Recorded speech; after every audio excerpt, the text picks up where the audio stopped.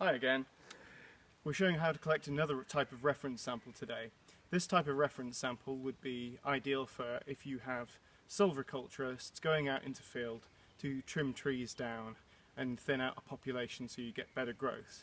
This is an ideal way to obtain reference samples for genetic, isotopic and wood anatomy testing. So here we have a log from a pre-cut tree. Because I don't have a chainsaw with me today, I thought that this would be the most simple way to show it. Ideally what you want to do is you want to fell a tree and then leaving it around about this height or maybe a little bit higher, whatever suits the chainsaw operator best. We want to cut across the tree a nice cross section. Not too thick, not too thin. Cut it too thin and we risk cracking and it will warp out of place. Too thick and it might be very heavy and not fit in our package that we've assembled. So here we have probably about a centimetre thick. Now if I come a little bit closer I can show that this is ideal for a number of different types of scientific method. So here we've captured some cambium. This would be ideal for genetic testing and establishing genetic variants in timber. For isotopic it would be great because we can take across the different lines in the timber, seeing the entire history of the tree. And for anatomy testing this is great because we've got both sapwood and we've got heartwood and we can see the structure of this. Now this is round about a disc size, so this is quite easy to pop in the post. We think that taking this sample with a chainsaw would be relatively simple and relatively quick. We've pre-assembled some packs to take these types of samples in. Really simply, you just want to record some basic data about the field. You must record the field GPS location. This is ideal to do on an iPhone, or maybe if you have your own Garmin with you, that's better. And you record this on the bag. Record the species, so this is oak, so you can call this Quercus spp. Record the date you've collected it as well, and various other information would be helpful as well. So here we have our big bag. I'm going to bag this guy up here.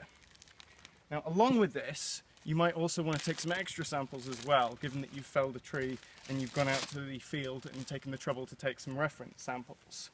Even better for people who are looking at speciation technologies such as DNA and anatomy, we should take some samples actually of the leaves themselves. There's much more DNA in a leaf than there would be, say, in the rest of the log. And this is particularly helpful for being able to see different species and subspecies that exist, maybe across a country or a continent.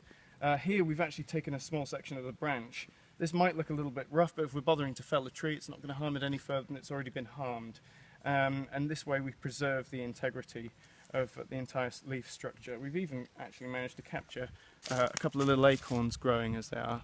So if that's not possible to take, then it's quite suitable for us to take just one leaf.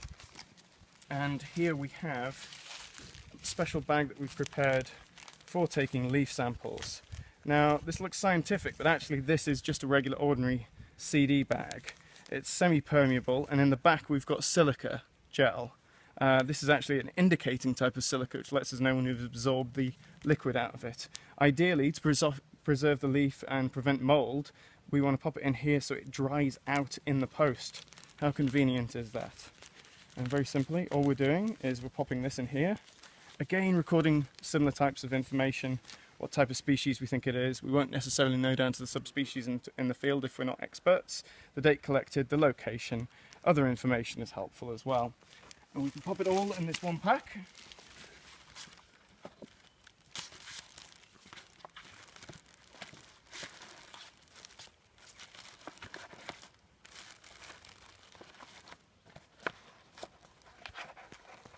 Finish filling in our details if we've left anything blank, then all we need to do is pop that in the post and we've taken our reference sample, and that's another piece added to the map.